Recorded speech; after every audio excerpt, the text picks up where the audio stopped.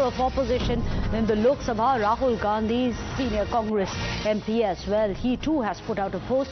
And interestingly, there is already blame game which has begun after the bloodshed. Rahul Gandhi has called out what he says, the center for what he says, the hollow claims of normalcy in the valley. In fact, I'll be going across to Shreya once again. Shreya, can you tell us what Rahul Gandhi has said? Meghna, he has in fact tweeted and he's extended his condolences. But even as the entire country and the Prime Minister gathered together to mourn the victims of this terror attack and condemn this dastardly terror attack, Rahul Gandhi has sparked a political war of words, saying आतंक के खिलाफ पूरा देश एकजुट है। सरकार जम्मू कश्मीर में हालात सामान्य होने के खोखले दावों के बजाय अब जवाबदेही लेते हुए ठोस कदम उठाए।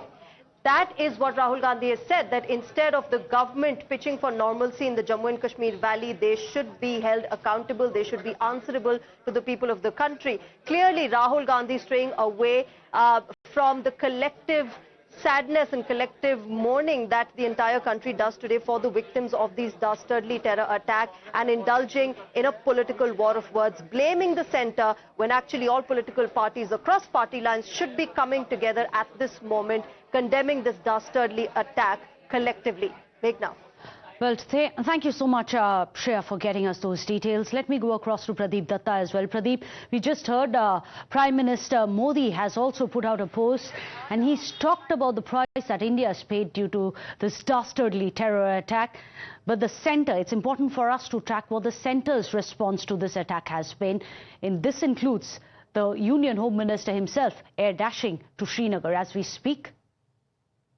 This is coming from Prime Minister Narendra Modi, because he has said that their resolve to fight against terror is unshakable, and the perpetrators of this gun violence will not be spared at all, and whosoever has done it, they will be the stern action will be taken against them. That clearly indicates, because the Prime Minister is really concerned about the situation there on the ground. Despite being in Jeddah, he called Amit Shah, Home Minister, and he asked him to visit Kashmir Valley and review security scenario there. We saw that after that there were a series of meetings that were held in Kashmir Valley as well as in the national capital. Amit Shah spoke to the Lieutenant Governor Manoj Sinha. He also spoke to the Director General of Police, Jammu and Kashmir, and also continue. Anytime Amit Shah will be leaving Valley, they are further going to review security scenario. But what one has to understand, look at the timing of this attack. Look, when the high profile, whenever there is a high profile visit, terrorists always try to make their presence felt. We have seen that thing happening in 2000 when Bill Clinton was in India. That time the 35 Sikhs were massacred by terrorists. And this time when J.D. Vance is already the Vice President of the United States of America, is on a 4-day visit. They have planned this attack. They carried out this attack, this time targeting tourists. So one has to understand, because why reason is that the Hawar Rana has been extraditing, and that has rattled Pakistan to an extent. Absolutely.